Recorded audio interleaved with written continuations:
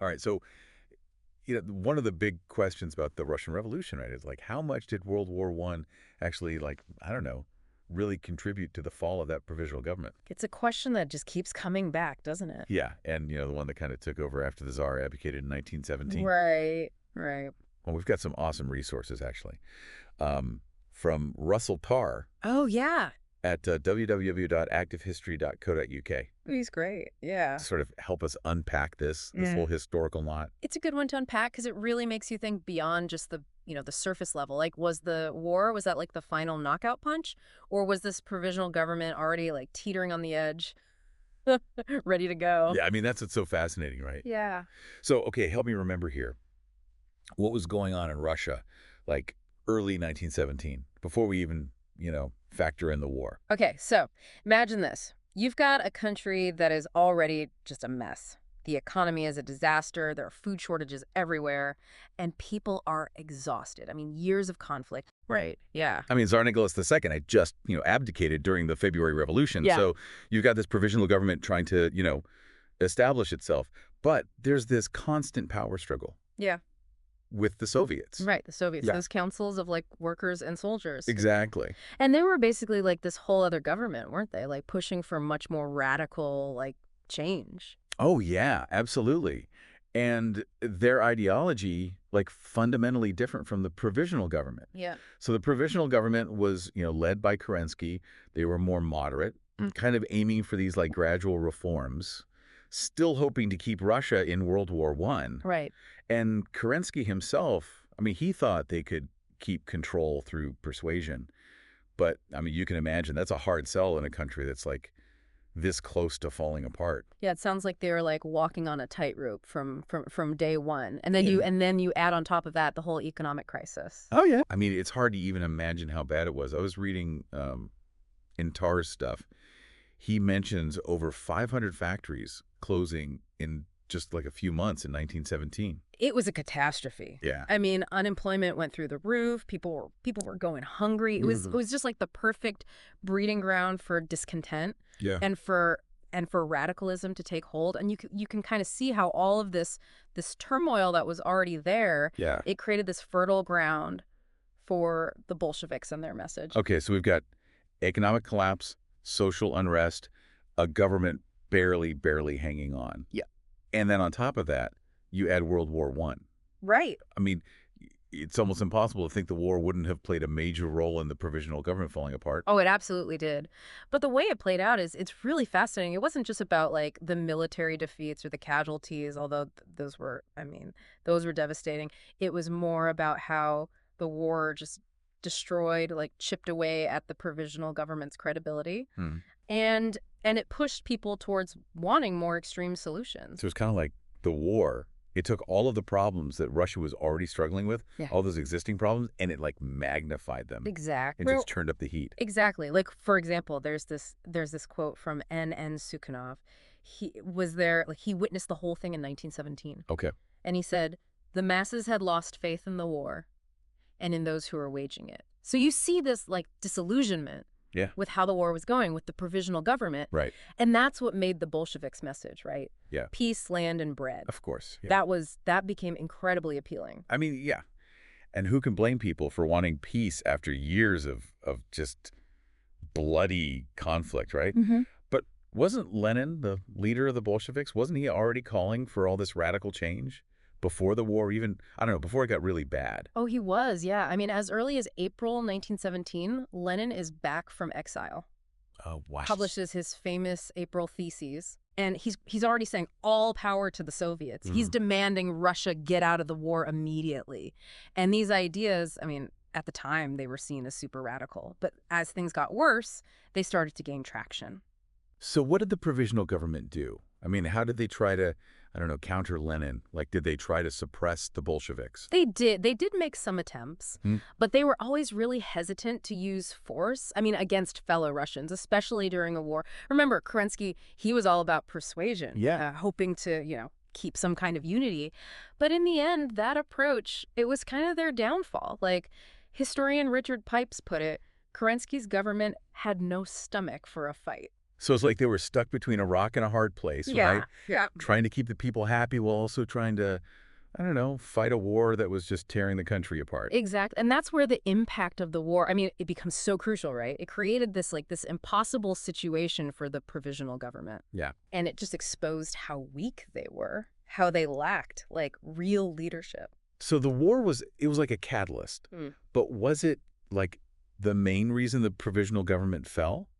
Or was it more like, the straw that broke the camel's back? That is the million-dollar question. Yeah. And historians have been arguing about it for decades. Right. Some historians, like Richard Pipes, they say that the October Revolution, it was basically a coup d'etat, Okay. like a well-organized power grab by a small group of Bolsheviks who just took advantage of the chaos of the war, to seize control.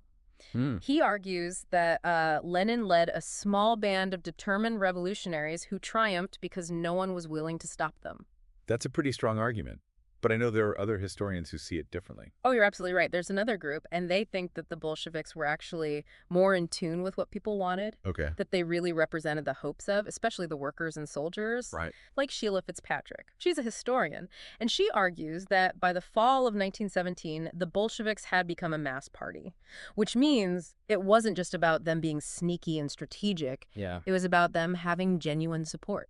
So we've got these two very different, interpretations. Right. Yep. One is focusing on the Bolsheviks being, really calculating, and the other is more about them being connected to the people. Yeah. But it seems like they both agree that World War I played a big part. For sure. It's just, I guess, how much weight you give to it. Exactly. And it's important to remember history is rarely black and white. It's more about nuance, about interpretation, about understanding how all these different factors are woven together. So where do we go from here? How do we even start to, I don't know, untangle this historical knot? Well, I think one way is to look beyond just the coup versus popular uprising debate and Correct. really try to understand the social and political complexities of that time. I mean, for example, we tend to focus on the big names, right? Like Lenin and Kerensky. Yeah. But what about all the just ordinary Russians? Right? Yeah. What were their experiences? What was their role in all of this? It's a great point. It's easy to just get so caught up in all the politics and stuff Yeah. and forget that there were real Yeah. people, right?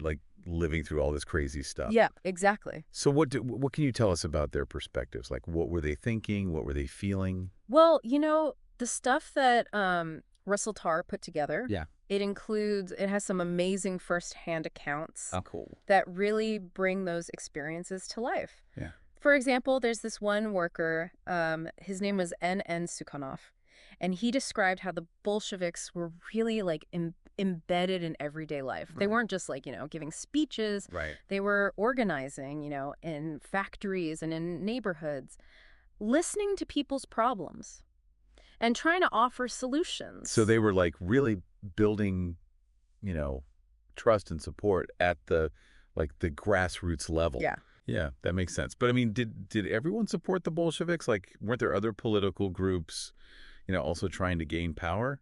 Oh, absolutely. I mean, Russia in 1917 was just this whirlwind of different parties Right. and factions, all with their own ideas about the future. But the Bolsheviks, they were really good at tapping into people's anxieties, Uh-huh. the frustrations, Mhm. especially, all the stuff that was fueled by the war. Right. Sukhanov even said that the Bolsheviks, they had become their own people in the eyes of the masses because they were the only ones who seemed to really be fighting for them. I mean, it really sounds like the war just created this perfect storm for the Bolsheviks. You know what I mean? Yeah. It weakened the provisional government. It made people even more unhappy. And then it gave the Bolsheviks this chance to be like, hey, we're the only option here. Exactly. And they were so good at using propaganda, slogans, to get their message out. Yeah. Peace, land, and bread.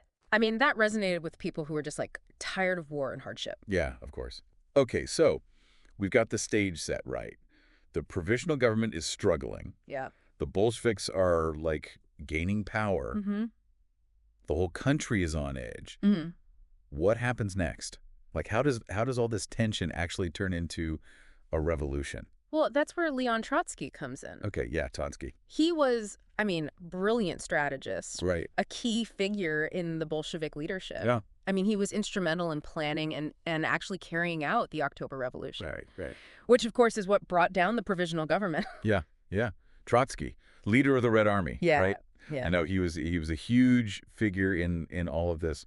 What can you tell us about like his perspective on the revolution? Well, his writings, they give us this fascinating glimpse into the planning, Okay. but also like the chaotic reality of those key days. Yeah. He describes how they really targeted, specific points in Petrograd, Okay. like the railway stations, the telephones, the bridges, Right. just shutting down the city and then taking control. It sounds like a military operation. It was very, very strategic. Yeah. But I mean, I also imagine there was a lot of like improvising Oh yeah, for sure. and on the spot decisions. Yeah. And Trotsky himself, he admits that. He talks about the feverish pulse of the city, the uncertainty, the fear, Right. but also this excitement, this feeling of history being made. Yeah, you can almost like feel it, right? That tension, Yeah. like anticipation and fear all at once. Yeah. What about the provisional government? Like surely they must have seen this coming. To some extent they did, but they were so divided, I just bet. paralyzed by indecision. Some of them, like Kerensky, they were still holding on to this hope that they could, keep order, maintain their legitimacy. Yeah. But others, they realized things were like spinning out of control. So what was the final straw? Like Yeah. what was the moment where everything just tipped in the Bolsheviks' favor? Well, one key event, I mean, it has to be the storming of the Winter Palace. Right. Which, of course, was the headquarters of the provisional government. Yeah. Now, that was a symbolic act more than anything else. Right. But it signaled the end Yeah. of their authority. The storming of the Winter Palace. I mean, that's like the image of the Russian Revolution. Exactly. It must have been just incredible to witness. It was dramatic. I mean, Trotsky described it as a night of triumph for the Bolsheviks. Right. Like the culmination of all their struggles, a testament to their planning. And once the Winter Palace fell, that was pretty much it for the provisional government. Yeah. I mean, there was still some resistance in other parts of the country, but the capture of Petrograd, the collapse of the provisional government, Right. that was a turning point. Yeah. I mean, the Bolsheviks were in power. Wow. And Russia was at the start of a whole new era, one of civil war, radical social change, and eventually the Soviet Union. It's amazing to think that this, one event, the October Revolution, Right. it had such a huge impact, not just on Russia, but on the whole world. Absolutely. And it all happened, right, with World War I as this backdrop. Right. A conflict that had just like completely reshaped Russia. Yeah. So, I mean, going back to that original question, how big of a deal was World War I in the fall of the provisional government? Right. It sounds like it was a huge catalyst, Yeah. but maybe not the only cause. Right. The historian Orlando Figes put it this way. He said World War I acted as a catalyst for revolution in Russia, but it did not cause it. Because Russia already had all these deep problems, right? Yeah. Social inequality, economic instability, and people felt like they had no voice in the government. Yeah. But the war, it made all of those problems so much worse. And it created this sense of urgency and desperation that the Bolsheviks were able to like capitalize on. So the war was like gasoline on a fire that was already burning. Exactly. It weakened the state, people lost trust in the government, and it created an opening for radical change. And the Bolsheviks, they had a clear message. Yeah. They were organized, and they were ready to seize that opportunity. So it was complicated, like a bunch of different things, both inside Russia and outside. Right. That led to the provisional government's downfall. Yeah. It's really interesting to see how all these pieces fit together. Yeah. And it just shows history is rarely about simple cause and effect. Right. It's about understanding how all these events come together, what motivates people, and just how unpredictable things can be. I don't know about you, but I'm feeling a little overwhelmed with all this information. I get it. It's a lot. It's complicated. We've Yeah. talked about so many different interpretations, but I think that's part of what makes history so interesting. It makes you think critically, Yeah. consider different points of view, wrestle with the big questions, the ones that shaped our world. Absolutely. And speaking of big questions, I've got one that's been kind of in the back of my mind this whole time. Oh, okay. It's the what if question. The one historians love to argue Oh, about. I love a good what if. Lay it on me. What if What if World War I hadn't happened? Okay. Would the provisional government, would they have had a chance? Hmm. Or were there just too many problems, that were going to lead to their downfall no matter what? That's the big one, isn't it? It's Yeah. a question we can only speculate on, but it's a good one to think about. It makes you consider, like, how much of history is just chance, Right. and like the role of these long-term trends versus, things that happen in the moment. So if we're playing this what if game, Hmm. what are some of the arguments? Like what could have given the provisional government a chance? If the war wasn't there, draining Russia. Well, some historians argue that without that constant pressure of the war, the provisional government, they might have had the time, the resources to deal with those underlying problems, the Hmm. ones we talked about. The economic mess, the inequality, the fact that people felt like they had no say in the government. Yeah, yeah. So maybe they could have made some reforms, Yeah. calmed things down a bit, really established their authority. Right. But wouldn't someone like Lenin still have been pushing for revolution? I mean, war or no war? Yeah, it's definitely possible. Lenin was a revolutionary at heart, Right. and he saw the war as this like perfect opportunity to push his agenda. Yeah. But if you take the war out of the equation, the provisional government might have been in a stronger position to, I don't know, counter him. They could have focused on building alliances, Yeah. strengthening, democratic institutions, Yeah. really trying to meet the needs of the people. So maybe they could have led Russia towards like a more gradual change. It's possible. But it's crucial to remember that Russia, it was already like a powder keg, Right. ready to explode. The Tsarist regime had been in trouble for decades, and that discontent, it ran deep. So even without the war, it's really hard to say if the provisional government could have actually survived. Right. I mean, there were just too many problems that needed fixing. Exactly. And that's why this question, it keeps coming back. It makes historians think about what causes things to happen in history, Right. the role of individuals, making choices, and just how hard it is to actually predict what's going to happen. I've got to say, this whole conversation has really made me realize just how fragile that provisional government really was. Yeah. It's like they were trying to build a house on sand, Yeah. and then the war came along and just blew it all away. I like that. That's a Uh-huh. great analogy. Yeah. And it shows how important it is to understand the context, right? You can't just look at what happened right before something. Right. You have to look at the long term, the underlying tensions, the forces that have been shaping things for years and years. Totally. It's like that saying, history doesn't repeat itself, but it often rhymes. We can learn so much from looking back, even if we can't, see into the future. Absolutely. And the Russian Revolution, I mean, it's full of lessons about leadership, about social change, the power of ideas, and just how actions can have consequences that no one intended. Yeah, It's a story that still matters today, don't you think? absolutely. It reminds us that democracy is fragile, that power needs to be checked, and we have to deal with inequality, social and economic. For sure. So as we wrap up this deep dive into the fall of the provisional government, what's the takeaway? What should our listeners remember? I think the big thing is World War I definitely sped things up. It made the provisional government's collapse happen faster. But it wasn't the only cause. Right. Russia was already heading towards revolution. The war was like a catalyst. Mm. It made existing problems worse and created this chance for radical change to happen. And maybe even more importantly, this story reminds us to, approach history with an open mind, to question things, and to understand that it's not always a simple story. Exactly. The more we understand the past, the better prepared we are, for whatever's coming next. Well said. And to everyone listening, I really encourage you to keep exploring this period in history. Check out those primary sources. Have those what-if debates. And, come to your own conclusions about what brought down the provisional government and what led to the rise of the Bolsheviks. Until next time, keep diving deep.